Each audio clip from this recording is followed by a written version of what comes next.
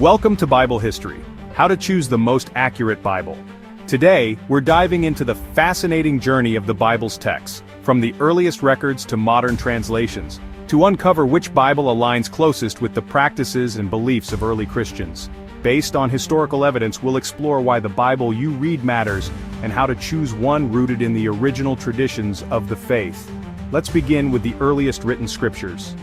Historical evidence points to the Septuagint as the earliest major translation of the Hebrew Bible, created around 250 to 150 BC in Alexandria for Greek-speaking Jews.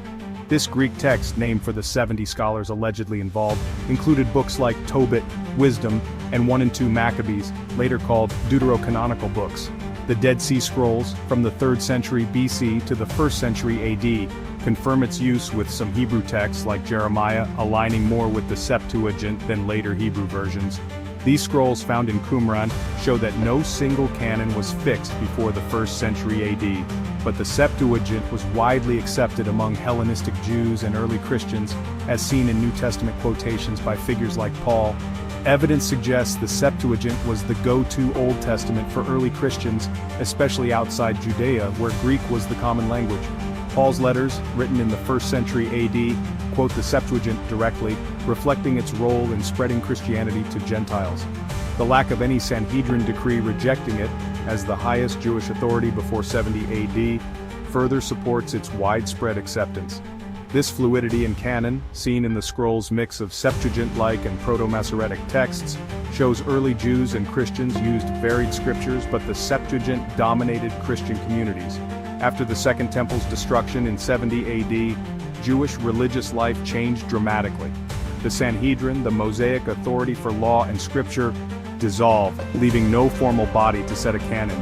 Rabbinic scholars like Rabbi Yochanan ben Zakkai adapted Jewish practice in exile, focusing on Torah study over temple sacrifices. By the 7th to 10th centuries AD, Jewish scribes called Masoretes standardized the Hebrew Bible, creating the Masoretic Text. This text, excluding deuterocanonical books like Maccabees, became the Jewish canon. Historical evidence suggests this choice was influenced by a desire to distinguish Jewish tradition from Christianity, which had embraced the Septuagint. The irony? Jews still celebrate Hanukkah, rooted in the Maccabees story, yet excluded these books from their canon. The Masoretic Text's authority lacks a clear mandate. Without a Sanhedrin, the rabbis' canon decisions were based on consensus, not Mosaic law. Traditional Jewish belief holds that full restoration, including temple rebuilding, awaits the Messiah, meaning the Masoretes' choices occurred in exile, lacking the Sanhedrin's divine authority. This shift, possibly driven by anti-Christian bias, sidelined the Septuagint, despite its earlier prominence among Jews and Christians. Posts on platforms like X suggest this was a deliberate move to unify Jewish identity in exile, known as the Galut, and distance from Christianity, which had adopted the Septuagint as its Old Testament. The Masoretic Text, while meticulously crafted with vowel points to preserve pronunciation, wasn't authorized by the Sanhedrin, which no longer existed. Jewish tradition holds that only the Messiah's coming and the temple's rebuilding will restore full authority, suggesting the Masoretes' canon lacked the formal mandate of Mosaic law. The Dead Sea Scrolls reveal that before 70 AD, multiple text traditions existed, 60% aligning with Proto-Masoretic texts, 20% with the Septuagint, and the rest mixed. This fluidity indicates the Septuagint was never rejected, reinforcing its historical use among Jews and early Christians. Early Christians, as evidenced by the New Testament and writings of historians like Eusebius of Caesarea, relied heavily on the Septuagint. Eusebius's church history, written around 300 to 325 AD, cites the Septuagint for Old Testament references, and quotes early Christian figures like Papias of Hierapolis and Hegesippus, who preserved apostolic traditions. The Didache, a late 1st century AD text, aligns with practices in apostolic churches like the Eucharist and baptism, which are reflected in Septuagint-based canons. Eusebius also lists New Testament books as widely accepted. Eusebius, often called the father of church history, preserved fragments of Papias' expositions of the sayings of the Lord, and Hegesippus' memoirs, which confirm the early use of texts like Mark and Matthew, often tied to Septuagint traditions. His work shows early Christians used a broader canon, including deuterocanonical books, aligning with Catholic and Orthodox traditions. Historical sources like Flavius Josephus, a first-century Jewish historian cited by Eusebius, further connect Christian history to Jewish roots. To understand which Bible aligns with early Christian traditions, we turn to the earliest historians cited by Eusebius. Papias of Hierapolis, a bishop and early Christian writer, authored Expositions of the Sayings of the Lord, a 5-volume work collecting oral traditions about Jesus from apostolic followers. Eusebius quotes him on the origins of the Gospels, noting Mark recorded Peter's preaching and Matthew wrote in Hebrew. Though his works survive only in fragments through Eusebius and Irenaeus, Papias's accounts confirm early use of Septuagint-based texts. Hegesippus, a Jewish Christian historian, wrote memoirs documenting early church history and apostolic succession. Eusebius cites him on events like the martyrdom of James, the brother of Jesus, linking Christian practices to Jewish roots. Flavius Josephus wrote Jewish Antiquities and the Jewish War, offering context for Jewish and early Christian history. Though not a Christian, his works mention figures like John the Baptist and Jesus, notably in the debated Testimonium Flavianum. These historians show the Septuagint's dominance in early Christian communities and the fluidity of Jewish texts before the Masoretic Text's rise. Their writings, alongside early Christian texts like the Didache, underscore the Catholic and Orthodox reliance on a Septuagint-based canon as historically grounded. Historical evidence suggests the Protestant Reformation in the 1500s marked a significant break. Reformers like Martin Luther, aware of the Septuagint's use by early Christians, chose the Masoretic Text for the Old Testament, aligning with Jewish tradition over the Catholic Church's Septuagint-based canon. This choice was partly driven by a desire to reject Catholic authority, which upheld deuterocanonical books at the Council of Trent. By adopting the Masoretic Text, Protestants excluded books like Tobit and Maccabees, despite their historical use by early Christians. The Reformers' decision wasn't purely about historical accuracy. Scholarly access to Eusebius and early manuscripts shows they knew the Septuagint was the early church's Bible. Choosing the Masoretic Text appears influenced by anti-Catholic bias, prioritizing Hebrew texts over the Greek ones used by Paul and the Apostles. The Council of Trent, in response, reaffirmed the Septuagint-based canon to preserve apostolic tradition. Reformers like Martin Luther and John Calvin, aware of the Septuagint's role in early Christianity, deliberately chose the Masoretic Text. This was partly a reaction against the Catholic Church, which upheld the Septuagint-based canon, including deuterocanonical books. By aligning with the Jewish canon of the Masoretic Text, Protestants excluded books like Tobit and Maccabees, creating a distinct identity. This choice was influenced by anti-Catholic bias rather than purely historical or authoritative reasoning, given the Septuagint's earlier and broader use. This decision prioritized the Hebrew and Aramaic texts, standardized by the Masoretes between the 7th and 10th centuries AD. Evidence suggests this was not purely about historical accuracy, but about breaking from Catholic tradition, which upheld the Septuagint-based canon formalized at Trent. Scholars like Luther knew the Septuagint was quoted by Paul and other New Testament writers, yet they aligned with the Jewish canon.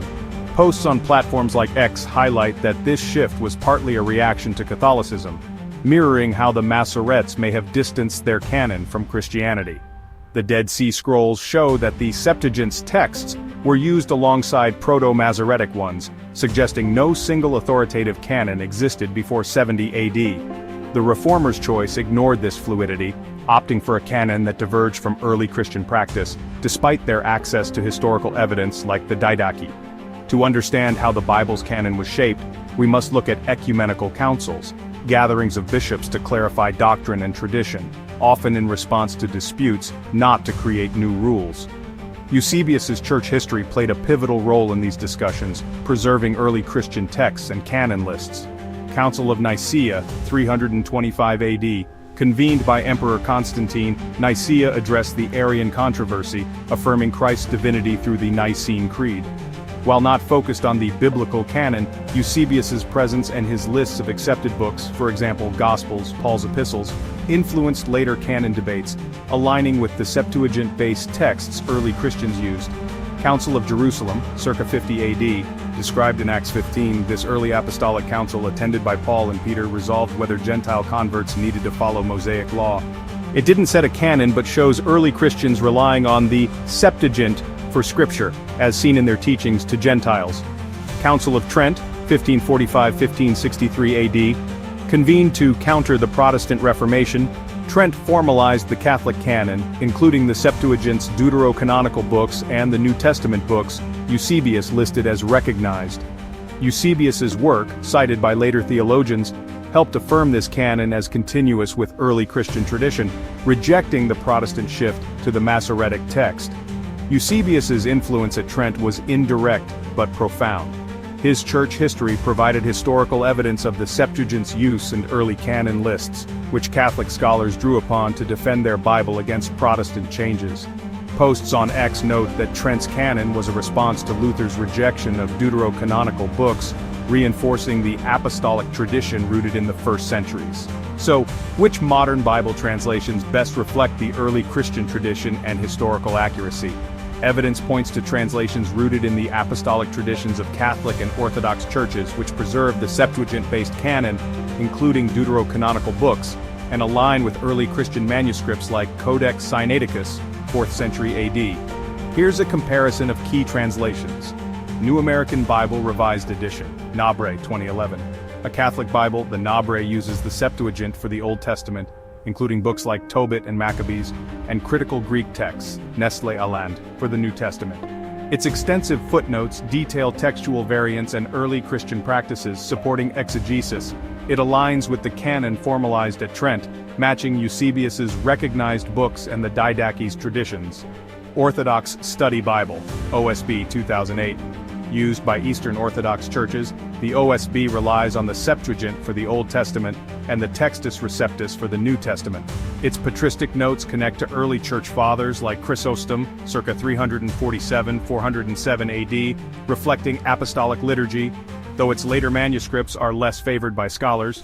English Standard Version, ESV 2001. A Protestant translation, the ESV uses critical Greek texts for the New Testament like the NABRE, but omits deuterocanonical books following the Masoretic Text.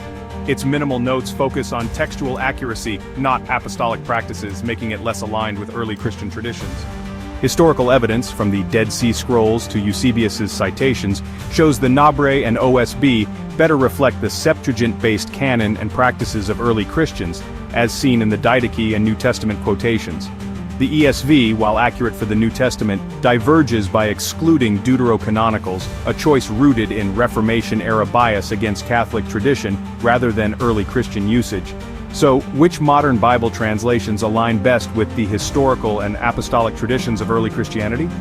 Evidence points to Catholic and Orthodox Bibles, which use the Septuagint-based canon, including deuterocanonical books, and draw on early Greek manuscripts for the New Testament. Let's compare three translations to guide your choice. New American Bible Revised Edition, NABRE. This Catholic translation, 2011, uses the Septuagint for the Old Testament and critical Greek texts like Nestle Aland for the New Testament, aligning with early manuscripts like Codex Sinaiticus. Its extensive footnotes explain textual variants in early Christian practices, making it ideal for exegesis and historical study. It reflects the canon set at Trent, rooted in the Septuagint's tradition. Orthodox Study Bible, OSB, used by Eastern Orthodox churches, the OSB 2008, relies on the Septuagint for the Old Testament and the Textus Receptus for the New Testament. Its notes emphasize patristic interpretations like those of John Chrysostom, tying directly to early Christian liturgy. While slightly less accurate for the New Testament due to later manuscripts, it preserves apostolic traditions. English Standard Version, ESV, a Protestant translation, 2001. The ESV uses critical Greek texts for the New Testament, but follows the Masoretic text for the Old Testament, excluding deuterocanonical books like Tobit, Wisdom, and Maccabees. New American Bible Revised Edition, NABRE 2011. This Catholic translation uses the Septuagint for the Old Testament, and critical Greek texts like Nestle Aland for the New Testament, based on early manuscripts such as Codex Sinaiticus, 4th century AD. Its extensive footnotes detail textual variants in early Christian practices supporting exegesis and aligning with the canon affirmed by apostolic churches. The NABRE reflects the historical text quoted by Eusebius and used by figures like Paul, making it a top choice for accuracy and tradition. Orthodox Study Bible, OSB 2008. Rooted in Eastern Orthodox tradition, the OSB uses the Septuagint for the Old Testament and the Textus Receptus for the New Testament, reflecting Byzantine manuscripts. While the Textus Receptus includes some later additions, the OSB's notes draw on patristic sources like John Chrysostom, connecting to early Christian liturgy, as seen in the Didache. It's ideal for those valuing Orthodox continuity with apostolic practices. English Standard Version, ESV 2001. A Protestant translation, the ESV uses the same critical Greek text as the NABRE for the New Testament, but follows the Masoretic Text for the Old Testament, omitting deuterocanonical books. While accurate to early Greek manuscripts, its lack of apostolic context and Septuagint-based canon makes it less aligned with early Christian traditions, reflecting Reformation biases against Catholicism. Historical evidence, including the Dead Sea Scrolls and citations from Papias, Hegesippus, and Josephus, supports the NABRE and OSB as closer to the texts early Christians used. The Septuagint's prominence in the 1st century, as evidenced by New Testament quotations and Eusebius's references, underscores their fidelity to apostolic tradition.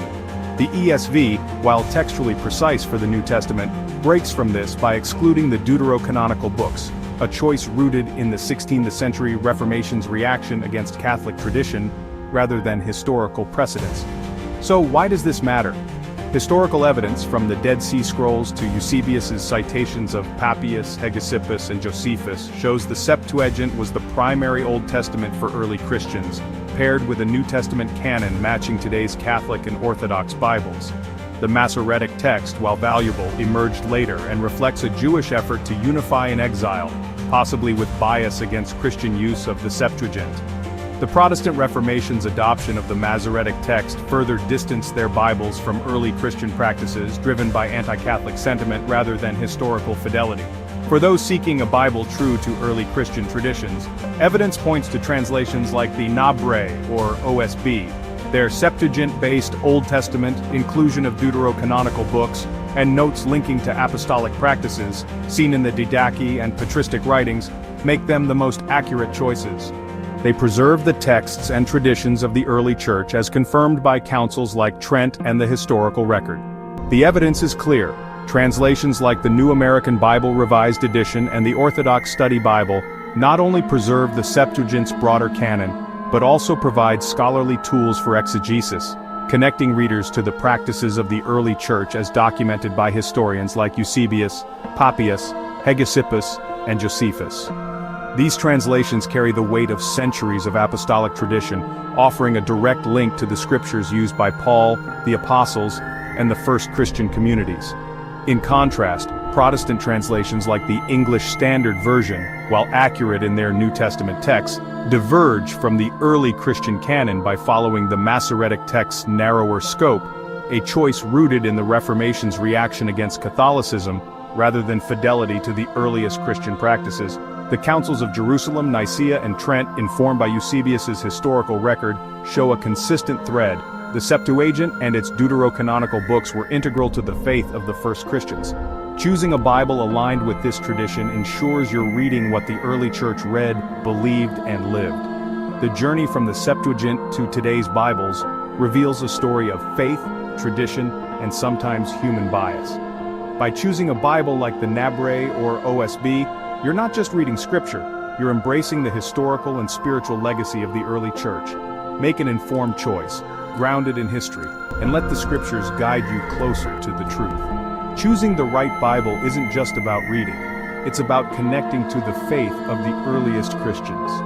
By selecting a translation rooted in the Septuagint and apostolic tradition, you're holding history in your hands. Thanks for joining us on this journey through Bible history. How to choose the most accurate Bible. Subscribe for more and start exploring the scriptures that shaped our faith. Thank you for joining us on this deep dive into Bible history. How to choose the most accurate Bible. Your time and curiosity are appreciated. Keep seeking the truth.